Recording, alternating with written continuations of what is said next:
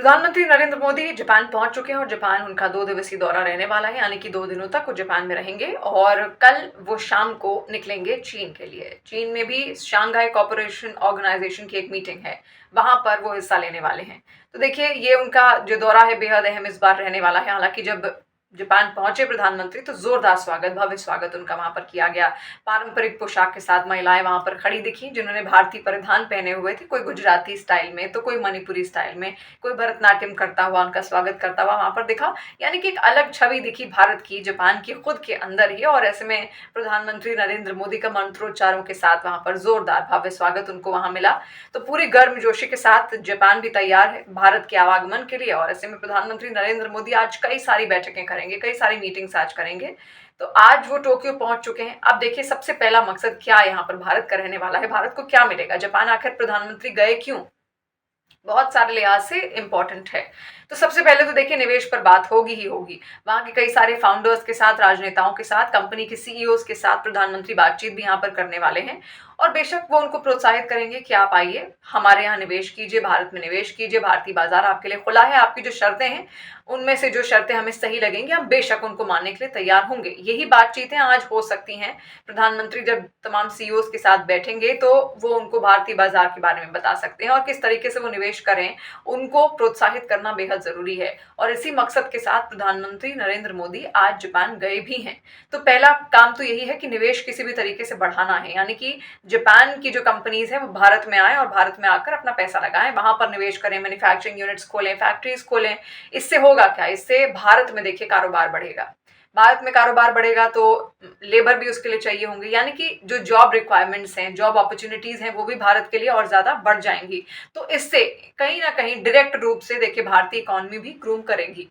तो यही कारण है प्रधानमंत्री आज वहां पहुंचे हैं और उनका मकसद यही है कि इससे और संभावनाएं खुलें और व्यापार खुले।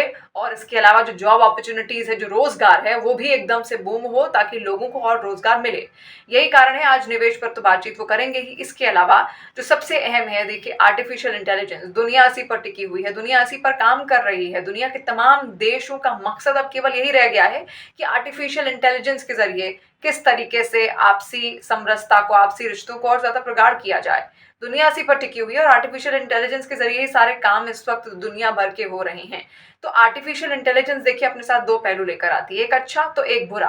अब अच्छाई तो यही है कि वो आपका काम आसान कर देती है। आपने बहुत सारे चैटबॉट्स भी यहाँ पर देखे होंगे, रोबोट्स आपने देखे होंगे। रोबोट्स आप जो उसमें फंक्शन डाल देते हैं, आपका काम वो आसानी से कर दे देते हैं। लेकिन इसमें दूसरी जो बड़ी चीज है वो है मैल फंक्शनिंग, यानी कि देखिए, हम जितना भी इंटरनेट या फिर इन तमाम टेक्नोलॉजी पर डिपेंड होते हैं ना, उसके दूसरे पहलू भी होते हैं, वो आपको नुकसान भी पहुंचा सकती हैं। अब चैट जीपीटी वगैरह ही अगर आप देखिए, तमाम चैटबॉट्स अगर आप देखिए, तो सारी इन्फॉर्मेशन आपकी उनके पास जा रही है।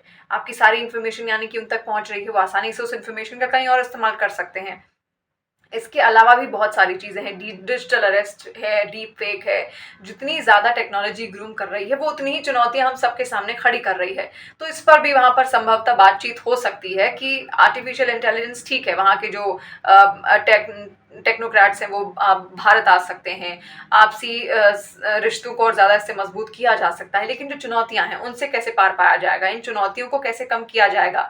इंटरनेट पर जो डिपेंडेंसी अब बढ़ गई है और जो डेटा लीक और तमाम डेटा फ्रॉड के कई सारे मामले निकल कर सामने आते हैं, इससे कैसा निपटा जाएगा, तो ये दूसरा पहलू यहाँ पर है। तो पहले आपने समझा निवेश, निवेश के बाद आर्टिफिशियल इंटेलिजेंस, आर्टिफिशियल इंटेलिजेंस के बाद सेमीकंडक्टर्स। आपके सारे इलेक्ट्रॉनिक डिवाइस इसी सेमीकंडक्टर चिप से चल रहे हैं, सेमीकंडक्टर पर ही वो डिपेंडेंट हैं।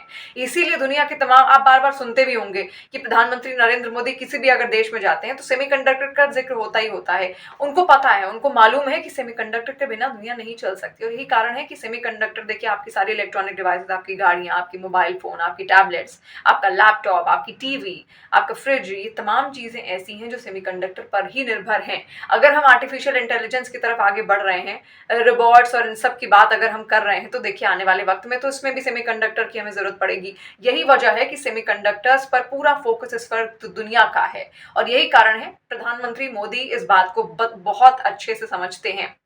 वहाँ पर बाकायदा उनका एक प्रोग्राम भी है जहाँ पर वो सेमीकंडक्टर यूनिट विजिट करेंगे, वहाँ पर किस तरीके से काम हो रहा है, सेमीकंडक्टर्स कैसे मैन्युफैक्चर किए जा रहे हैं, कैसे उनकी फंक्शनिंग हो रही है, कैसे उनको तैयार किया जा रहा है, जो लागत है वो कितनी आ रही है, लागत आने के बाद किस तरीके से उनको दूसरे बाजारों में यहाँ पर बेचा जा रहा है, उन तमाम चीज़ों को समझने आज प्रधानमंत्री नरेंद्र मोदी उस सेमीकंडक्टर यूनिट का विजिट भी यहाँ पर करेंगे जापान में।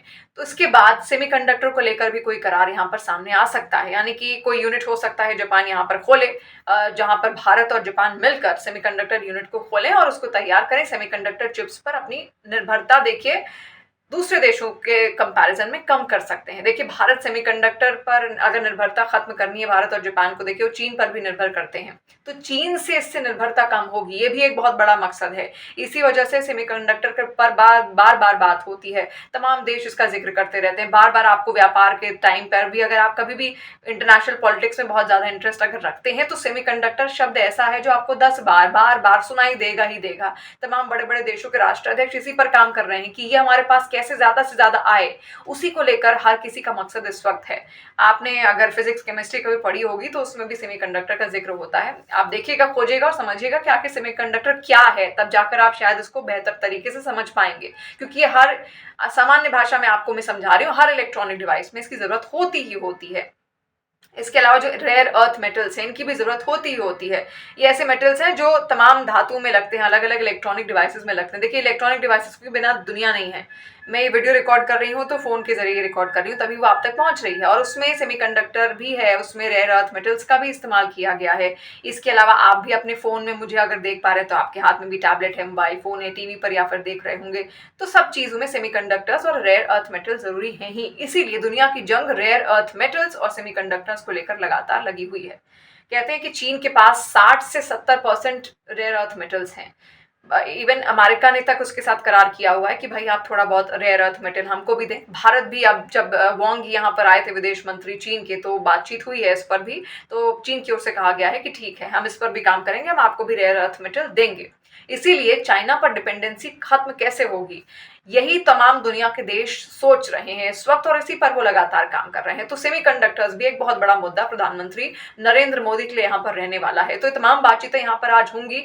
लेकिन देखिए हमेशा से भारत और जापान के रिश्ते अच्छे रहे हैं, और 1991 में जब एक दौर आया था भारत के लिए, जब भारत की अर्थव्यवस्था बहुत खराब ढर्रे पर चल रही थी, तो उन देशों में जापान था जहां पर जापान ने भारत को मदद पहुंचाई थी, आर्थिक मदद यहाँ पर पहुंचाई गई थी, और ऐसे में आर्थिक सहयोग लगातार जापान की ओर से भारत को मिलता भी रहा है। अब दोस्ती बहुत ज्यादा प्रगाढ़ है तो उसको और कैसे मजबूत करना है, ये सबसे अहम यहाँ पर होने वाला है। लेकिन देखिए अब इस ट्रिप के बाद प्रधानमंत्री का अगला मकसद होगा चीन जाना। चीन में है शांघाई कोऑपरेशन ऑर्गेनाइजेशन की एक बड़ी बैठक। अब देखिए चीन और जापान एक दूसरे को भाते नहीं है बिल्कुल भी, आमने सामने की उनकी टक्कर हमेशा से रही है। वो एक दूसरे को देखना तक पसंद नहीं करते, ऐसी बातें भी कई बार निकलकर सामने। एक कोल्ड वॉर सा हमेशा उन दोनों के बीच में छिड़ा रहता है, कौन हमसे आगे, ये वाली वॉर हमेशा टेंडेंसी उनके दिमाग में रहती ही रहती है।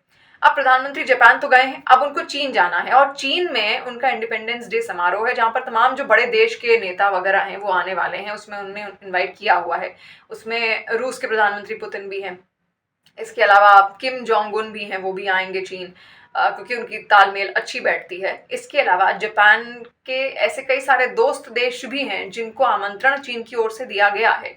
अब जापान ने यहाँ पर रिक्वेस्ट की है कि आप मत जाइए, आप इस इंडिपेंडेंस समारोह में जो चीन में होने वाला है वहां पर मत जाइए, इसको लेकर उन्होंने बार बार कहा भी है। लेकिन प्रधानमंत्री का दौरा हालांकि उससे पहले हो रहा है, प्रधानमंत्री एससीओ समिट के लिए वहां पर जा रहे हैं, इस बात बिल्कुल स्पष्ट है। तो ऐसे में देखिए अनबन हमेशा से यहाँ पर रही है, ऐसे में प्रधानमंत्री का दोनों देशों में जाना भी एक बहुत बड़ा संकेत है, वैश्विक संकेत है। प्रधानमंत्री जापान भी जा रहे हैं, वो चीन का दौरा भी कर रहे हैं, और देखिए आपसी सहयोग हमें आपस में बढ़ाना होगा, तभी बात आगे निकल पाएगी। और यही प्रधानमंत्री नरेंद्र मोदी बार बार कह भी चुके हैं, वो कह चुके हैं कि ये युद्ध का युग नहीं है, हमें समाधान ढूंढने होंगे, हमें सॉल्यूशंस ढूंढने होंगे, और तभी बात बन पाएगी।